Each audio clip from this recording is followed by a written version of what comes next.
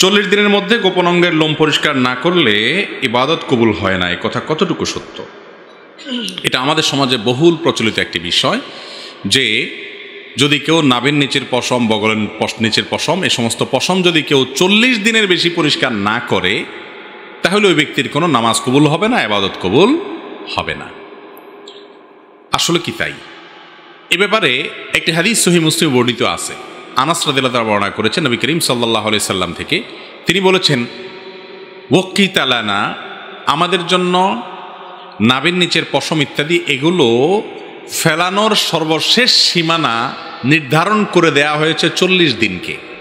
তার মানে উচিত তো হলো আগে আগে করা, সপ্তাহে 15 দিনে একবার আপনার হাতের নখ কাটবেন, গোপ ছোট করবেন, নাভির নিচের বগলের নিচের লোম পশম করবেন, অবাঞ্ছিত লোমগুলো চেষে ফেলবেন, এই কাজগুলো আপনি করবেন। এগুলো মিন সুনানিল ফিতরাহ, অর্থাৎ সকল যুগে নবী রাসূলদের মধ্যে এই সুন্নাতটা আল্লাহর পক্ষ থেকে অবধারিত ছিল। এটা প্রকৃতিগত সুন্নাহ, সৃষ্টিগত সুন্নাহ। মানুষকে এভাবে সৃষ্টি করেছেন এগুলো শরীরে বাড়ে, সেজন্য এগুলো কমাতে হয়। এটা আল্লাহর সুন্নাহ, আল্লাহ তাআলা এটা করার নির্দেশ করেছেন, সমস্ত নবীগণের সুন্নাহ এটা। তো সেই সুন্নাহটা পালন করবেন সপ্তাহে একবার, না হয় 15 দিনে একবার, নয় 3 সপ্তাহে একবার, নয় 4 সপ্তাহে একবার, সর্বোচ্চ 40 দিনের মধ্যে একবার অবশ্যই করবেন। 40 দিন যদি পার হয়ে যায় তারপরেও না করেন, অর্থাৎ এই পশমগুলো বড় হয়ে গেছে, 40 দিন পর্যন্ত চাষেন নাই, তাহলে সেক্ষেত্রে নখ বড় হয়ে গেছে, 40 দিনে বেশি হয়েছে, তাও আপনি কাটেন নাই, এরকম যদি হয় তাহলে সেক্ষেত্রে আপনি গুনাহগার হলেন। কারণ হাদিসে নবী করিম সাল্লাল্লাহু আলাইহি সাল্লাম 40 দিনের মধ্যে এটাকে কাটার নির্দেশ করেছেন, 40 দিনকে চূড়ান্ত সীমা নির্ধারণ করেছেন। অনেক উলামা ইকরাম বলেছেন এটা কাটাটা ফরজ ওয়াজিব না, তবে উত্তম, 40 দিনের পরে গেলে সেটা উত্তমের খেলাফ হবে। কিন্তু কোনো হাদিসে এই কথা বলা নাই যে 40 দিনের পরে যদি কাটা না হয় তাহলে নামাজ হবে না বা নামাজ কবুল হবে না, এমন কোনো কথা হাদিসে নাই। অতএব অন্যান্য ইবাদতের সাথে এর সম্পর্ক নাই।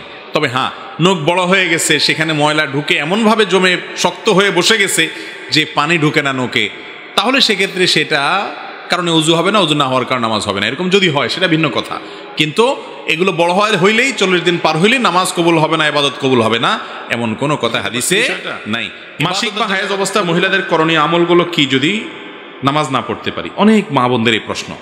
মাসিক অবস্থায় আমরা কি করতে পারবো, কি করতে পারবো না, আমরা বিভিন্ন সময়ে উত্তর দিয়েছি। মাসিক অবস্থায় একজন মা তিনি নির্দিষ্ট কয়েকটা কাজ ছাড়া আর সমস্ত ভালো কাজ করতে পারবেন, সমস্ত নেক আমল করতে পারবেন। যেমন তিনি নামাজ পড়তে পারবেন না, স্বামী সহবাস করতে পারবেন না, বাইতুল্লাহর তাওয়াফ করতে পারবেন না, আর তিনি ওই অবস্থায় মসজিদে প্রবেশ করতে পারবেন না মাসিক অবস্থায়। এবং জমহুর এবং সংখ্যাগরিষ্ঠ আলেমদের মতে মাসিক অবস্থায় কোরআনও তেলাওয়াত করবেন না। এছাড়া যত কাজ আছে সব তিনি করতে পারবেন। যেমন দুরূদ শরীফ পড়তে পারবেন, জিকির আজকার করতে পারবেন, আল্লাহর কাছে দোয়া কান্নাকাটি করতে পারবেন, ইসলামের বিভিন্ন বই পুস্তক, কোরআন হাদিসের বই তিনি পড়তে পারেন। কোরআন হাদিসের বই মানে কোরআনের আলোকে লেখা বই পুস্তক পড়তে পারেন। কোরআনের কোনো আয়াত দোয়ার অংশ হিসাবে পড়তে পারেন, দোয়া হিসাবে, তেলাওয়াতের অংশ হিসাবে না। তো এই জাতীয় যত কাজ কাম আছে, সৎ কাজের আদেশ দিলেন, অসৎ কাজের বাধা প্রদান করলেন, আল্লাহর কথা স্মরণ করলেন, জিকির করলেন, এগুলো সব কিছু জায়েজ আছে মাসিক অবস্থায়।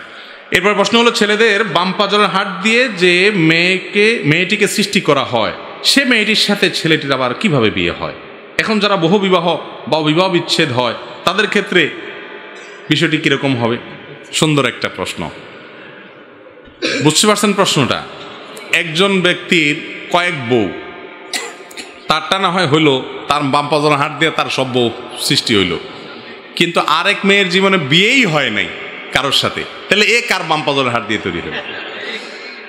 আচ্ছা ভাই, এটা একটা ভুল প্রচলিত কথা যে প্রত্যেক স্বামীর বাম পাজরের হাড় দিয়া তার স্ত্রী তৈরি হয়েছে। না, ব্যাপারটা এরকম না। আল্লাহ তাআলা কোরআনে কারিমে বলেছেন, ওয়া খালাকা মিনহা যাওজাহা ওয়া বাসসা মিনহুমা রিজালান কাসীরান ওয়া নিসাআ। আদমকে আল্লাহ প্রথমে সৃষ্টি করেছেন, তার বাম পাজরের হাড় থেকে মা হাওয়াকে সৃষ্টি করেছেন, তাদের মধ্যে এটা ঘটেছে। এরপরে তাদের উভয়ের মাধ্যমে অগণিত নারী পুরুষ সৃষ্টি করেছেন, স্বাভাবিক যে প্রক্রিয়া, এর মাধ্যমে সবাই দুনিয়াতে আসছে। পরবর্তীতে পৃথিবীর সকল স্ত্রীরা সকল স্বামীর বাম পাজরের হাড় দিয়ে তৈরি হয় নাই। এটা একটা ভুল কথা। আমার প্রশ্ন হলো, মেয়েকে পছন্দ হয়েছে আমার, একটি মেয়েকে পছন্দ হয়েছে আমার, এখন আমি প্রাপ্তবয়স্ক নয়, অর্থাৎ 17 বছর, এবং আমার পরিবারও রাজি হবে না, এক্ষেত্রে করণীয় কি? ভাই শুনেন, আপনি এখনো ছোট মানুষ, আপনি মনে করতেছেন এখনো বিয়ের উপযুক্ত হন না, ইনকাম করেন না, পয়সা কড়ি কামান না, তা আপনি এখন এত আগে থেকে চয়েস করে রাখবেন কেন? এটা তো একটা রোগ, এটা একটা কি রোগ, আগে থেকে কেন চয়েস করে রাখবেন? বাবা যখন সময় আসবে তখন বিয়ে হবে, টাইমের আগে যদি এই সমস্ত কাজগুলো করেন তাহলে সমাজ নষ্ট হবে, নিজের ঈমান আমল রক্ষা করতে পারবেন না। আপনি যতদিন বিয়ে করতে পারছেন না ততদিন আপনার সমস্ত গায়রে মাহরাম থেকে চোখকে হেফাজত করবেন। 17 বছর বয়স, এখন আপনি নিজেই বলতেছেন এখনো বিয়ে করার মতো হয় নাই, টাকা পয়সা নাই, উপার্জন করে নাই, ছাত্র মানুষ, আপনি আরো পরে বিয়ে করবেন, ভালো কথা। চয়েস কেমনে করলেন? চয়েস করতে গিয়ে তো দেখা লাগছে, তাহলে চোখের গুনাহ করছেন। এখন আসতেছেন বাঁচার জন্য, আলহামদুলিল্লাহ, ওয়েলকাম, বাঁচার চেষ্টা করতেছেন, কিন্তু অনেক আগে থেকে যদি চয়েস করে রাখেন তাহলে দীর্ঘ সময় পর্যন্ত অপেক্ষা করাটা হয় না। এই যৌবনটা এমন যে এই যৌবনটাতে শয়তান নানাভাবে উস্কানি দিয়ে আমাদেরকে অস্থির করে, এবং এটাকে ওই যে প্রমোটেড বাই আল্লাহ তাআলা, এটা ওই যে আপনার ইয়ের মতো, সফট ড্রিঙ্কসের জাজের মতো আটকায় রাখা কঠিন হয়। আগে থেকে যদি বিয়ে করবেন আরও 5 বছর পরে, আপনি এখনো বাচ্চা মানুষ, এখনই চয়েস করে ধুয়ে দিছেন, এই এত বছর আপনি টিকবেন কেমনে? শয়তান আপনাকে টিকতে দিবে, এই জন্য আগে থেকে চয়েস করবেন না, এগুলো ভুল কথা। সময় হলে সব কিছুই হবে। এখন পড়াশোনা মনোযোগ দেন, এবং যত প্রকার বিয়ের আগের প্রেম ভালোবাসা বলে, এগুলো প্রেম ভালোবাসা না, এগুলো সব স্বার্থের সম্পর্ক। বড় ভাইয়ের আগে ছোট ভাইয়ের বিয়ে করা কি জায়েজ আছে যদি বড় ভাই উপযুক্ত হয়েও বিয়ে না করে? এটা অনেক তরুণদের প্রশ্ন। ছোট ভাই যারা বিয়ের উপযুক্ত, বেচারাদের আগে রাস্তা ক্লিয়ার নাই যাদের, অর্থাৎ বড় ভাই বিয়ে করে নাই আর কি, তো এই বেচারারাই বিপদে আছে। দেখেন, এটা আসলে কোনো বিপদ না, মানে মজার বিষয়, কাকতালীয়ভাবে আমি নিজেও আমার বড় ভাইয়ের আগে বিয়ে করছি, অতএব মাসালার উত্তর তো এমনি পেয়ে গেছেন নাকি? আচ্ছা, ব্যাপারটা হয়েছে কি শুনেন, বিয়ে শাদী, হজ, ওমরা, এগুলো সব নির্ভর করে বেশিরভাগ ক্ষেত্রে আর্থিক সঙ্গতির উপরে, তাই না? একজন মানুষ যখন শারীরিকভাবে সক্ষম, ফিজিক্যাল সক্ষম, উনি বিয়ে করার বয়স হয়েছে, উপযুক্ত হয়েছেন, প্রাপ্তবয়স্ক হয়েছেন, বালেগ হয়েছেন, বিয়ে করার মতো বয়স তার হয়েছে, এর পাশাপাশি তার স্ত্রীর মহারণা দেওয়ার ক্ষমতা আছে, বরণ পোষণ দেওয়ার একটা ব্যবস্থা, মিউনত ডাল ভাতের ব্যবস্থা অন্তত করতে পারে, সে বিয়ে করবে। এখন কোনো কারণে হয়তো আমার বড় ভাই বেচারার সেই অ্যাবিলিটি হয় নাই, আর্থিক অ্যাবিলিটি আমার অনেক আছে, তাহলে এখন যদি সমাজ বলে না বড় ভাইয়ের বিয়ের আগে তোমার বিয়ে হবে না, এমনকি মেয়েদের ক্ষেত্রে এটা করা হয়, তাহলে এই সমাজ ভুল পথে আছে, এটা কোনো সঠিক কাজ না। তবে হ্যাঁ, ছোট ভাইয়ের যদি অনেক পয়সা কড়ি থাকে তাহলে বেচারা কিছু পয়সা কড়ি দিয়া বড় ভাইকে বিয়ে করে দেওয়া উচিত। আর যদি ওরকম পয়সা কড়ি না থাকে, আমার মতো গরিব হয়, তাহলে সে নিজে বিয়ে করাতে কোনো অসুবিধা নাই।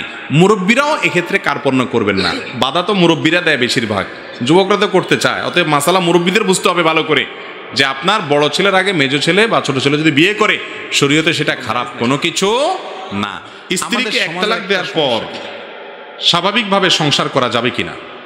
1 তালাক দেওয়ার পর যদি ইদ্যত পালন না হয়, 3 মাস যে পার হবে, এই ইদ্যত যদি পালন না হয়, ইদ্যতের মধ্যে যদি থাকে, তাহলে স্বামী 1 তালাক স্ত্রীকে দিলেও প্রত্যাহার করতে পারে। এই তালাককে বলা হয় প্রত্যাহারযোগ্য তালাক। এইভাবে তালাক দেওয়াটাই হলো সুন্নাহ। যদি দিতে হয়, মনে হলো যে না ঠিক আছে, আমি তালাকটা দিয়ে ফেলেছি, সঠিক করি নাই, একসাথে থাকা দরকার, অথবা স্ত্রী আমার কাছে অনুতপ্ত হয়েছে বা তার প্রতি আমি অবিচার করে ফেলেছি, এখন ফেরত নিতে চাই, সুযোগ আছে। 1 তালাক দিয়েছেন, ইদ্যত এখনো ক্রস করে নাই, তাহলে শুধু যদি মুখে বলেন আমি প্রত্যাহার করলাম, অথবা স্বামী স্ত্রী হিসেবে বসবাস শুরু করলেন, তাহলে প্রত্যাহার হয়ে গেল। তালাক কিন্তু একটা দেওয়া শেষ, আর 2টার পাওয়ার থাকবে, একসাথে থাকতে পারবেন। এটাকে বলা হয় প্রত্যাহারযোগ্য তালাক।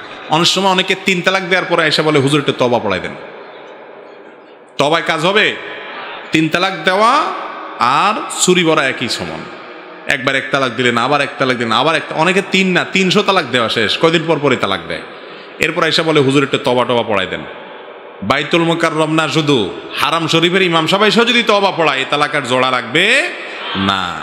এটা মানুষ হত্যার মতো ডেঞ্জারাস বিষয়। আমি সব জায়গায় বলি, যারা বিয়ে করেন না যুবক আর যারা বিয়ে করেছেন, সবার জন্য দরকারি কথা, আল্লাহর ওয়াস্তে স্ত্রীর সাথে যত যাই হোক, যত ঝগড়া হোক, পারলে দুজন ঠুসাঠুসি ঘুষাঘুষি যা পারেন করেন, শহীদ হয়ে যান, ধাক্কাধাক্কি করেন, দুই চারটা বকাঝা করে, আমি বলতেছি না মারামারি করতে, মানে কথার কথা আর কি, লাগলে অদ্দূর পর্যন্ত যান, কিন্তু তালাকটা মুখ দিয়ে বাইর করেন না। এটা ডেঞ্জারাস, পরে চোখে হাত দিয়ে কাঁদবেন সারা জীবন। বেশিরভাগ লোক রাগের মাথায় তালাক দিয়ে পরে আইসা কান্নাকাটি করে। আবার অনেকে মাস আল্লাহ দেয়, রাগের মাথায় তালাক দিলে তালাক হয় না। এটা ভুল কথা ভাই। মানুষ কি মহব্বতের চোটে তালাক দেয়? মানুষ কি বলে যে তোমাকে আমার এত ভালোবাসি, আমি যে ভালোবাসার চোটে আমি তোমাকে তালাক দিয়ে দিলাম, এরকম বলে কেউ? তাইলে রাগের মাথায় তো তালাক দেয়। রাগের মাথায় তালাক দিলে তালাক হবে না বলছে কে?